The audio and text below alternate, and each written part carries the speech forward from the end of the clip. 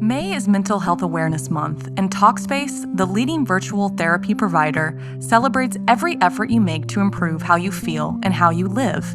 Even a small step can make a big difference. If you've been working on your mental health or you want to make progress toward a mentally healthier place, Talkspace is here for you. Just go to Talkspace.com/scary to match with a licensed therapist today to get $100 off your first month and to show your support for the show. That's Talkspace.com/scary.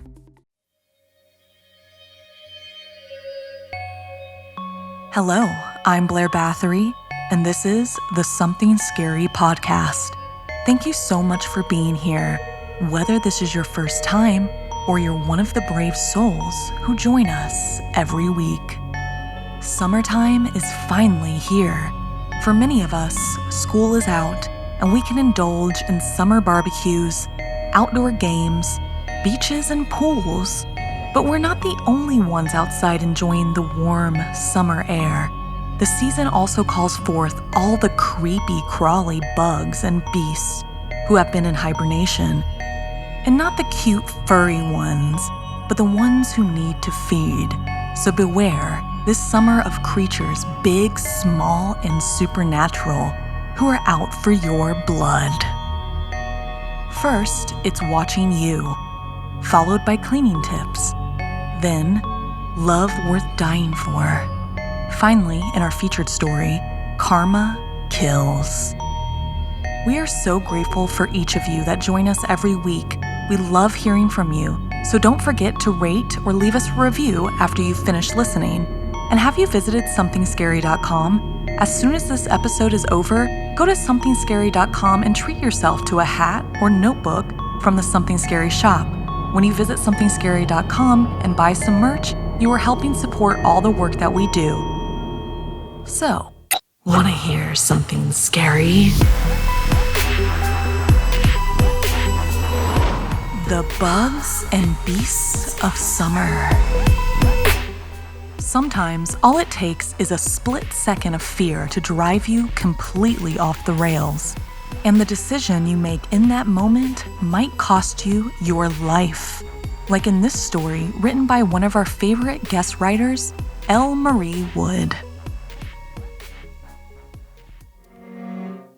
It came in through the window and crawled over the leather interior, its hairy black legs just a step away from the elbow she let protrude from the car.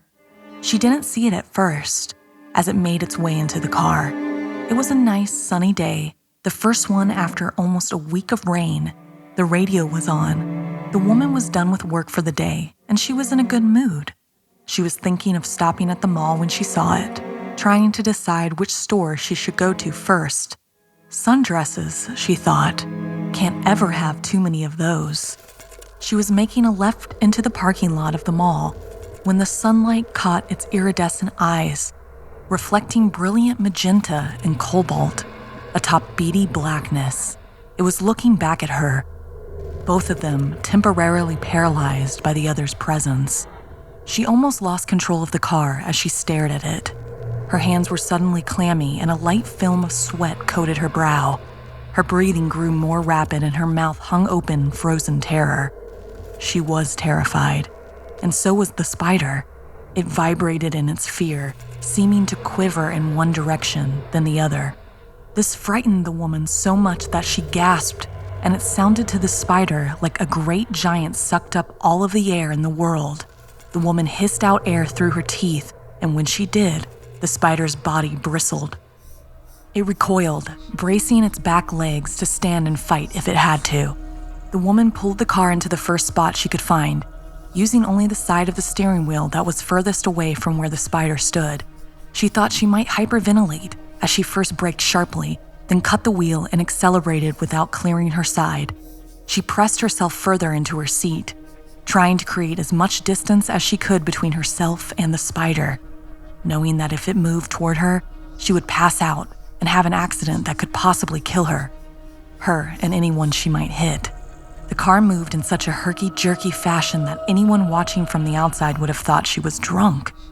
She whined inside the cabin, the terror that gripped her making its way up her throat and out of her mouth without warning, even as she pressed the brake to stop. The car was parked haphazardly, filling 2 lanes, but she didn't care. She had stopped the car. In the end, she was just happy she hadn't crashed. When the car stopped, the mini monster crawled into the air vent with disconcerting grace. The woman saw its color in a blinding flash, white against black, that she might have considered pretty under different circumstances. The creature turned to face the woman again, looking out at her from the safe haven the vent provided. The woman's breathing was shallow, almost a gasp. The spider backed further into the vent, slowly, creeping into the shadows, disappearing from view, all the while keeping its eyes on the giant woman. It was gone. It was gone, and somehow that was worse than when it was there, staring at her, sizing her up. In a panic, the woman hit the base of the air vent 1, 2, 3 times. The creature moved, drew deeper into the vent, but she never saw it. It lifted its body higher on the final hit, rising as though its toes ready to protect itself from the giant looking in on it. The woman looked rabid now, sweating and breathing loudly through its mouth, a faint whine breaking free from her throat. The spider was terrified. It watched. It waited. The woman's breathing was rapid yet hollow, growing thinner with every inhalation. Sweat poured from her face, dampening the collar of her shirt. She wanted to open the door and get out of the car, but to disengage the lock, she would have had to put her hand near the air vent, near the spider that she was sure was waiting to pounce on her, to stick its fangs into her flesh. She couldn't do it. The thought of the repugnant creature jumping on her then, abandoning its hiding place, and perching on her hand sent shivers down her spine. Her body tingled with fear. Tears sprung from her eyes as she sat and stared in the air vent, her mind filling in the details that she couldn't see. It stared back, matching her intensity. But something was wrong. The woman rested her head on the headrest, trying to get more air into her lungs. Her throat was closing up and her chest felt cramped and constricted. She clutched at her throat, massaging her neck, pleading with her body to open up, to breathe the air. The spider sat in the air vent, its body rigid and still. It watched as the woman gasped for air, her hands fluttering about, her movements no longer restricted or frozen from fear. It could have gotten out then, if it had wanted to, but it still sat, waiting and watching. The giant woman was still awake and could be a threat. The woman pressed the horn on her car in her last movement, her hand falling away from the steering wheel almost as soon as she had touched it. It was loud and disruptive, but short. The sun shone in on her as she died, caressing her face with its yellow glow, bidding her goodbye. The spider stared at the woman from the air vent. As the sun set and nightfall crept in, she hadn't moved for hours, the swirling air that had emitted from her mouth before she was stilled. It waited, it watched, and then it gained courage and ventured out of the air vent to inspect the dark, cavernous openings on the giant woman's face. Are you afraid of spiders like I am? What about any other types of bugs? Have you ever thought about how terrified they might be of you? May is Mental Health Awareness Month, and Talkspace, the leading virtual therapy provider, celebrates every effort you make to improve how you feel and how you live. Even a small step can make a big difference. If you've been working on your mental health, or you want to make progress toward a mentally healthier place, Talkspace is here for you. At Talkspace.com, you can sign up online and get a personalized match with a provider that's right for you. And Talkspace is a fraction of the cost of in-person therapy. To celebrate May, which is Mental Health Awareness Month, and to celebrate every step you take towards a better, richer, fuller life, Talkspace is offering every listener of this podcast $100 off your first month with Talkspace. Just go to Talkspace.com/scary to match with a licensed therapist today. Go to Talkspace.com/scary to get $100 off your first month and to show your support for the show. That's Talkspace.com/scary. Sometimes, urban legends are born as a way of issuing a warning. They give advice on what not to do in a specific situation. And sometimes a story might just tell you what you should be doing, as in this story written by Janine Pipe. The dorm I live in at college has 10 girls on each floor. Each floor has 5 bedrooms and 1 bathroom. Thankfully, it also has 2 shower cubicles, but it still requires a lot of patience and desperate banging on the door for people to hurry up. We also have the added problem that 8 out of the 10 girls have long hair, which not only takes longer to wash, but means if you're last in line, the shower drain can be super nasty. I grew up with a mom who believed in children being able to look after themselves and clean things, so I always made sure to remove any hair, my own and countless others, I imagine. When I finished, the next person after me wouldn't be wading in water from a blocked drain. But it seemed I was the only person to do this, and time again, we'd get notes from the dorm supervisor warning us that if we caused a flood on the floor due to lack of cleanliness, then we would be liable to foot the bill. Yet even this threat of parting with money didn't hit home, and still week after week, there would be a mass of matted hair clogging up the pipes. Until the incident, that is. I'd been up studying really late for finals and had overslept. This meant I was at the very end of the line, with all 9 girls ahead of me in the bathroom. I'd also been one of the first the day before, so I just knew what the sorry state of the cubicle would be like, as not one other dorm resident would have bothered to tidy up after themselves. And sure enough, by the time it was my turn, the entire room was damp, steamy, and there were shampoo suds and piles of hair all over the place. Of the 2 cubicles, one was fine for a hurried in and out, but the water pressure was just a dribble, and no good for a decent wash if you had long, thick curls like me. So I had to use that cubicle, and of course, as soon as I pulled back the curtain, the water was ankle deep and dangerously close to overflowing. To make matters worse, it was so steamy my glasses were useless, so I couldn't see what I was doing. I waded into the water and I looked down. There was the usual disgusting accumulation of many showers being taken and not a single person bothering to clean up. The plug hole was now completely clogged and not draining away.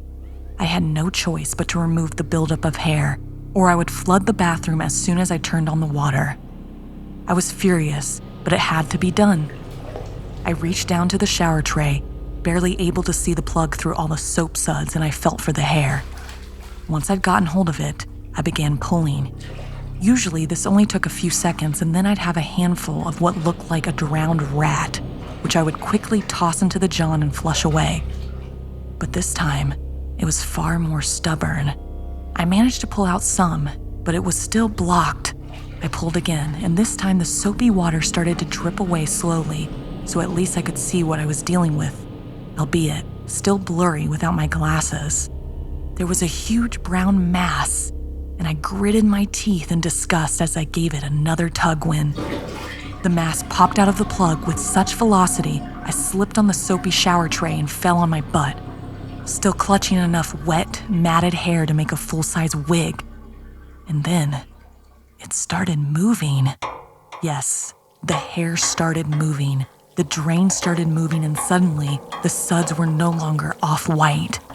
Now, they were heavy brown and black shapes covering everywhere, including me. I lay frozen in abject terror, unable to move, my back against the tiled wall of the cubicle. Suddenly, the bathroom door swung open and a dorm mate entered, mumbling about a hairbrush. When she saw me, she screamed, which brought others rushing in. It almost took an hour to coax me out of the cubicle. Most of the other girls were in various states of fear and disgust, which I understood. The 2 brave enough to help had squashed, swatted, and chased away tens of huge cockroaches. Despite lying on the floor of the shower at one point, covered in the heaving mass, as they continued to crawl up and out of the drain, my mind and body had gone into some kind of protective shutdown. Either that, or I had passed out from fear. I do know I wouldn't talk. The fear of one crawling into my open mouth was too much to bear. Someone had the sense to report the incident, and before long, official college staff were taking control and exterminators were called. It took me weeks to be brave enough to use that bathroom again. Even though the bug bombs were set off twice and the entire room deep cleaned, I still feel sick every time I see something move out of the corner of my eye. Most of the girls seem to have learned their lesson, and the showers are generally far cleaner now, but once in a while, the drains start to clog, and I won't be the one reaching down into it next time. Have you ever had to clean up someone else's mess? In this case, would you have reached in to pull out all of the hair, or left it? Could you have coped with the heaving mass of cockroaches?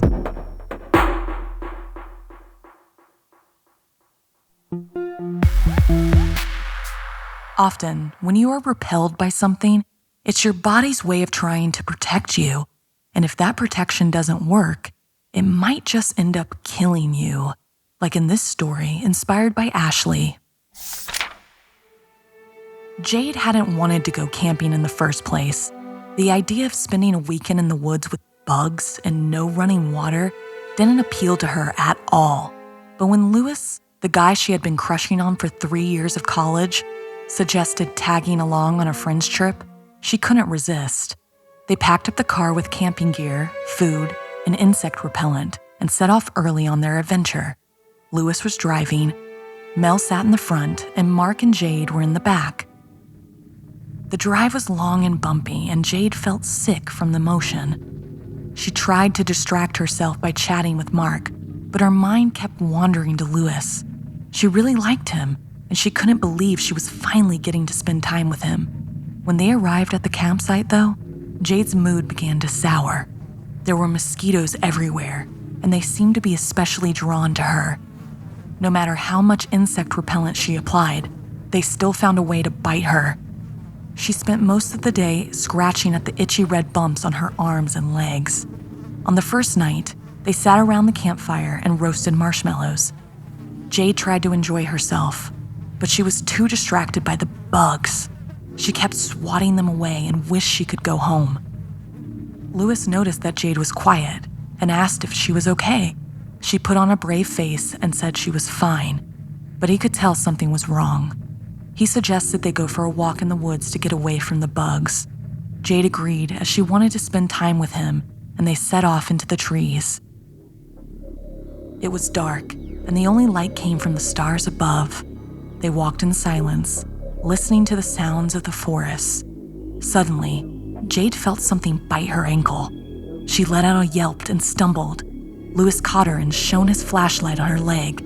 There was a small red bump, and she saw a large mosquito flying by. Lewis took out his insect repellent and sprayed it on Jade's leg. He told her not to worry, and it was just a bug bite, and they continued their walk.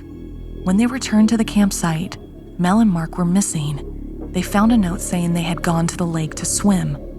Lewis was all in for the adventure. Jade was conflicted.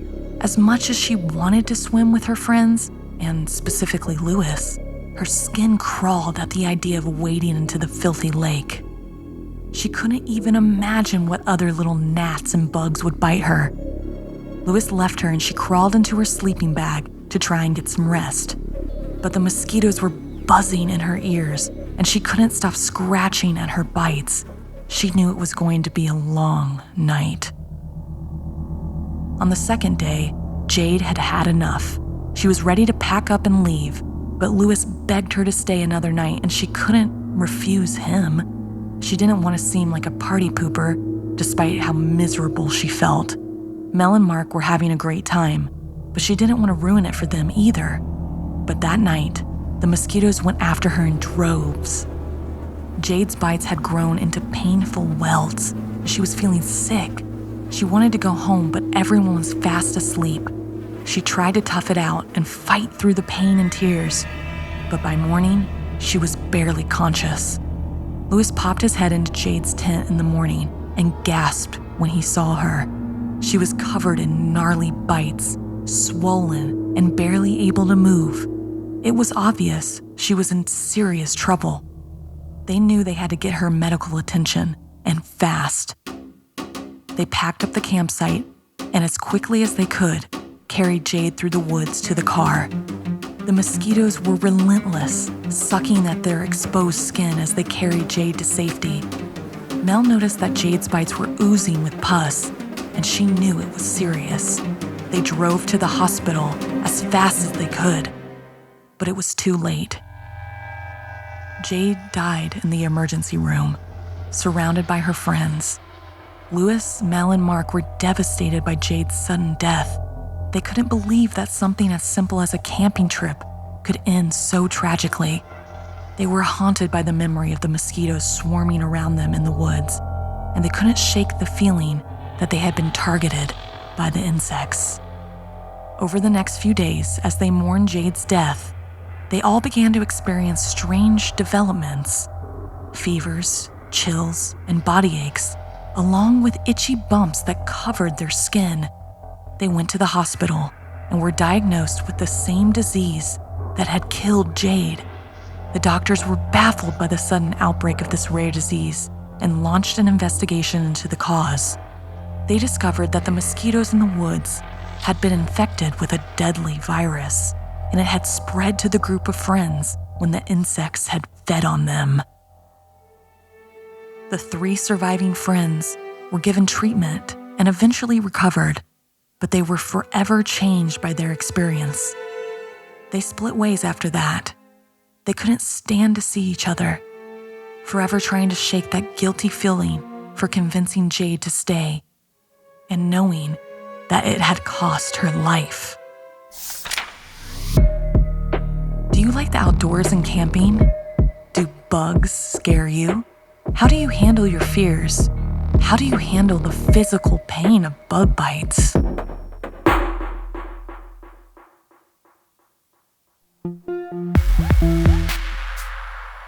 In our final story, join my co-host Stephanie as she talks about The Legend of Brosa, inspired by Sara and animated over on our YouTube channel. It is commonly said that if you can't escape consequences, karma's bound to catch up, right? Yet often, the punishment far outweighs the crime. This story is in honor of Jewish Heritage Month. Rafi had been a lifeguard at the pool in Portugal for several years, and he loved watching the drama unfold from his tower. It was opening day at the pool, and he was scanning the water when his attention was drawn to a teen who snapped one of the girls' bathing suits tops off. Rafi blew his whistle and jumped into action without hesitation. Rafi recognized the teen from the previous year. He was a troublemaker who had been banned from the pool for terrorizing younger kids and sneaking in after the pool was closed. Rafi threatened to ban the young man again, but then the woman with raven hair and sharp features stepped in. She told Rafi that he didn't have to ban him on her account. "I'm sure karma will get him eventually," she said cryptically. Rafi warned the boy this was his last chance. The raven-haired teen jumped high in the air and dove gracefully into the water. As the day wore on, Rafi heard screams coming from the water. It was the troublemaker again. Rafi saw that this teen's neck was bleeding. The boy explained that he had been bitten by something that had swooped down on him. The pool medic checked him over and suggested that it was likely caused by someone's flippers grazing his neck. But Rafi couldn't shake the feeling that something wasn't right.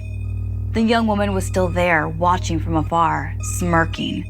She reminded him of something he couldn't quite put his finger on. As the closing bell rang, Rafi was relieved.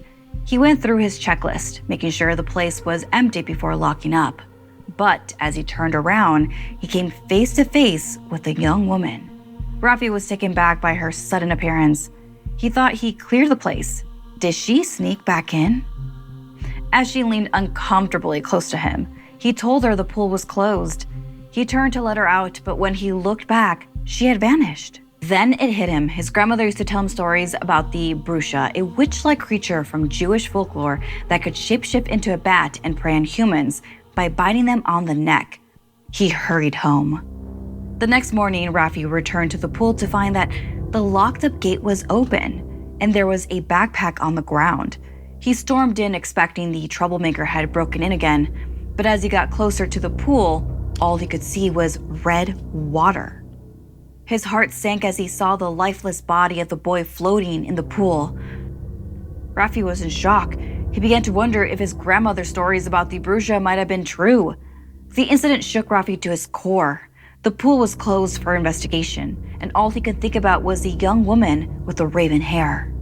According to the news report, the water mixed with blood made it look worse, but in truth, the body had been almost drained. Rafi became obsessed with finding out who the raven-haired woman was and what she had to do with the teen's death. Days passed, and Rafi couldn't shake the feeling that something sinister was at play. While brushing his teeth, the water in his sink would turn red for no reason. At night, he heard cackling laughter in the distance. With nerves frayed, Rafi went out for a beer with some friends, and on his walk home, he had the feeling that he was being watched. He kept turning around to try to catch whatever was lurking in the shadows. He tried to brush it off, but he couldn't shake that feeling that something terrible was going to happen. Then he heard a noise. It sounded like a bird, but it was too loud and close. Something flew past his head. He whipped around, and there was the raven-haired young woman he had been searching for. Rafi's heart pounded as he watched her transform before his eyes. Feathers sprouted from her skin, growing into a dense coat of black that concealed what lay beneath. Her jaws elongated into razor-sharp fangs, and her body shook with violent spasms. As Rafi tried to run, his legs felt glued to the spot. He could only watch in terror as the creature let out this horrible scream and lunged towards him. At that moment, Rafi thought his life was over, but much to his surprise, she spread her enormous wings and took off into the night sky, letting out a squawk that almost sounded like a laughter in the words, "Karma! Karma!" Rafi was safe for now, but the knowledge that the Bruja existed weighed heavily on him, and even the swoop of feathers can trigger a sharp sting in his neck. Karma. Karma.